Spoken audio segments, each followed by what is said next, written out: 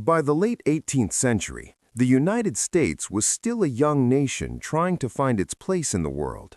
Most of the population lived in the countryside, dependent on agriculture and the importation of manufactured goods from Europe. But quietly, a profound transformation was about to begin, a revolution born not of battles or political speeches, but of the sound of machines, the rhythm of gears, and the smoke that began to crest over city horizons. After independence, the need for economic autonomy became evident. To survive and grow, the United States needed to produce its own goods, strengthen its domestic market, and reduce its dependence on European powers. The country possessed decisive advantages: vast natural resources, navigable rivers, an expanding territory, and a rapidly growing population. These elements created the ideal setting for the onset of industrialization. The rise of the factory system. The American Industrial Revolution took its first steps in the textile industry, particularly in the New England region. Factories emerged along rivers, using water power to drive power looms and other machinery. Artisanal production was gradually replaced by mechanized production. With the Lowell system, every stage of textile manufacturing took place within a single factory, anticipating the modern industrial model and transforming the organization of labor. Technological innovations accelerated this process.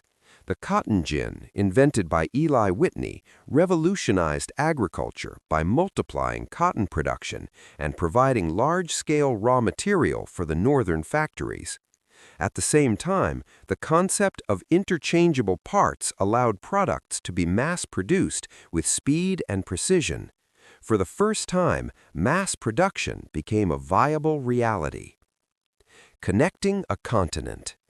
As industry grew, a new need emerged: connecting the country.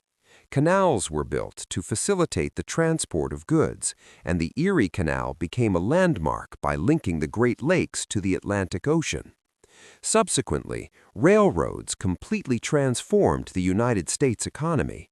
Tracks crossed forests, plains, and mountains, uniting distant regions, boosting trade, and stimulating the growth of cities along the way.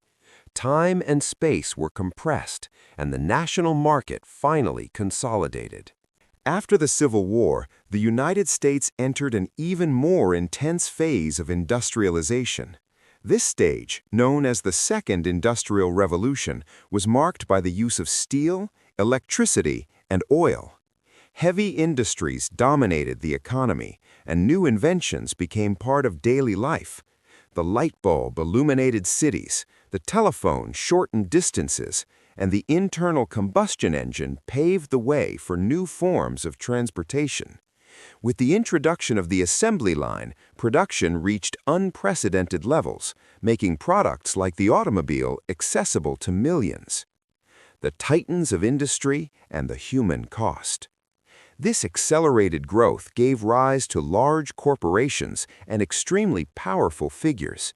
Entrepreneurs such as Andrew Carnegie, John D. Rockefeller, and J.P. Morgan accumulated immense fortunes and exerted enormous influence over the nation's economy and politics. To some, they were visionaries who drove progress. To others, they were robber barons, symbols of concentrated power and inequality.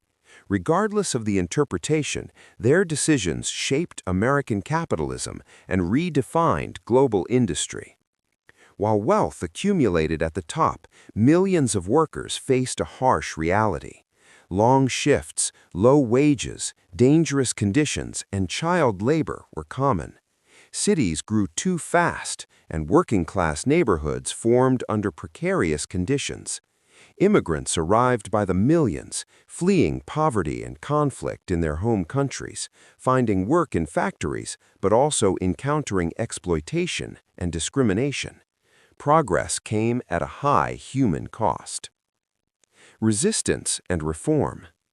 Faced with these conditions, resistance movements emerged. Workers began to organize into labor unions, demanding basic rights, better wages, and safer conditions. Strikes and protests spread across the country, pressuring both business owners and the government. Gradually, the state began to intervene, creating labor laws, limiting work hours, fighting child labor, and attempting to curb the power of large monopolies.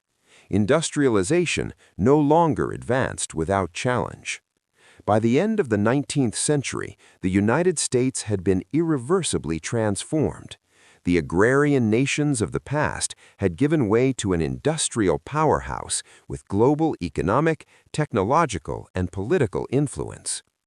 The Industrial Revolution redefined work, shaped cities, and profoundly altered the daily lives of the population.